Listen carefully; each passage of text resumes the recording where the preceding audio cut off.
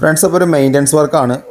കുറച്ച് 2-3-4 വർക്കാണ് ഇതിൽ വരുന്നത് കേട്ടോ. അപ്പോൾ ഞാൻ ചെന്ന വഴിക്ക് തന്നെ നമ്മൾ ആദ്യം വന്നത് മെയിൻ്റനൻസ് വർക്ക് എന്ന് പറഞ്ഞാൽ കംപ്ലീറ്റ് സംഭവങ്ങൾ നമ്മൾ നോക്കിയിട്ടാണ് പോവുക. രണ്ടാമത്തെ ഒരു പ്രാവശ്യം പോകാൻ ഇടവരുത്താതെ തന്നെ ആദ്യം തന്നെ കസ്റ്റമറെ അടുത്ത് നമ്മൾ ചോദിച്ച് മനസ്സിലാക്കും. അപ്പോൾ ഇവിടുത്തെ കംപ്ലയിൻറ്റ് എന്താ വെച്ച് കഴിഞ്ഞാൽ ഈ സിങ്ക് ടാപ്പിൻ്റെ കൂടി ഇങ്ങനെ വെള്ളം ഇങ്ങനെ വറ്റുകയാണ്. അതെന്താ കാരണം വെച്ചാൽ ഈ ഓറിങ് വാഷർ കംപ്ലൈൻ്റ് ആയിട്ടാണ്, സ്പിൻഡിൽ കംപ്ലൈൻ്റ് അല്ല കേട്ടോ. അപ്പോൾ അതിൽ കൂടി ഇങ്ങനെ വെള്ളം ഒറ്റിയും കൊണ്ട് ഇങ്ങനെ നിൽക്കുകയാണ്. അപ്പോൾ ടാപ്പ് മാറ്റാതെ കഴിഞ്ഞു, കുറച്ച് ടെഫ്ലോൺ ടാപ്പ് ഇട്ട് ഒക്കെ സെറ്റായി കൊടുത്തിട്ടോ. പിന്നെ ലീക്കൊന്നും വരില്ല. അപ്പോൾ ഞാൻ ഈ മെയിൻ്റനൻസ് വർക്ക് എടുത്തിട്ട് ഏകദേശം ഒരു 1.5 മാസത്തിൻ്റെ അടുത്തായി.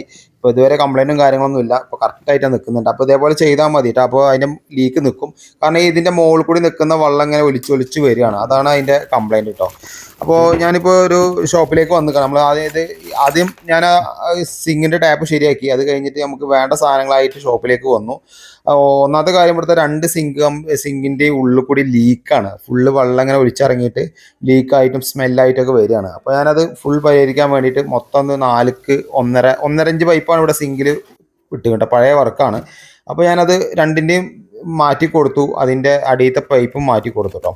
അപ്പോൾ സിങ്ക് വേസ്റ്റ് കപ്ലിങ് നിങ്ങൾ രണ്ടാമത് റീപ്ലേസ്മെൻറ്റ് ചെയ്യുമ്പോൾ ഇങ്ങനത്തെ SS-ൻ്റെ ഫുള്ള് അടിഭാഗം വരുന്ന SS-ൻ്റെ എടുക്കണം കേട്ടോ. കാരണം പുറത്ത് SS-ഉം ഉള്ളിൽ അതിൻ്റെ ബാക്ക് സൈഡിൽ വരുന്നത് PVC ആയിട്ട് വരുന്ന മോഡലുണ്ട്. SS ആണെങ്കിൽ കുറച്ച് കാലം നിൽക്കും കേട്ടോ. അപ്പോൾ നമ്മളെല്ലാം മാറ്റി ഒക്കെ സെറ്റായി കൊടുത്തു. അതേപോലെ തന്നെ ഈ കാണുന്ന ഞാൻ നേരത്തെ ഒന്ന് വീഡിയോയിൽ പറഞ്ഞതാണ്, ഈ സിങ്കിൻ്റെ വാഷ് ഇട്ട് കഴിഞ്ഞാൽ സിങ്ക് അധികം ബ്ലോക്ക് ആവില്ല കേട്ടോ. അതിൻ്റെ മുകളിലത്തെ ഗ്രില്ലിൽ നമുക്ക് വേസ്റ്റ് എടുത്ത് കളയാനൊക്കെ പറ്റും.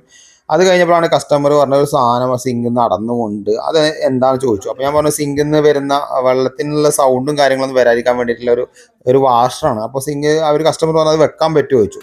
അപ്പോൾ ഞാൻ പശ ഒട്ടുന്നില്ല. അപ്പോൾ നമ്മൾ സിലിക്കോൺ ഇട്ടിട്ടൊന്ന് സെറ്റായി കൊടുത്തു. ഒരു ദിവസം കഴിഞ്ഞ് കഴിഞ്ഞാൽ അവർക്ക് എടുത്തു കഴിഞ്ഞാൽ കറക്റ്റായിട്ട് അവിടെ ഒട്ടി നിൽക്കും കേട്ടോ. ഇനി ഈ കസ്റ്റമറുടെ അടുത്തും ഷോപ്പുകാരടുത്തും എനിക്ക് പറയാനുള്ളത്, നമ്മൾ നല്ല സാധനങ്ങൾ കസ്റ്റമറിന് കൊടുക്കാൻ ശ്രമിക്കുക, അല്ലെങ്കിൽ ഇലക്ട്രീഷ്യന്മാർക്ക് കൊടുക്കാൻ ശ്രമിക്കുക. നിങ്ങൾ 10 വർഷം വരെ ഗ്യാരണ്ടി കമ്പനി കൊടുക്കും. ഇത് കടക്കാർ ചിലപ്പോൾ 1-2 പ്രാവശ്യം മാറ്റി തരും. പിന്നെ പോകുമ്പോൾ കടക്കാരെ മുഖം നമ്മൾ കാണേണ്ടി വരും. കാരണം അവരെയും പറഞ്ഞിട്ട് കാര്യമില്ല, അവർക്ക് ചിലപ്പോൾ കമ്പനി നിർത്തിപ്പോയിട്ടുണ്ടാവും.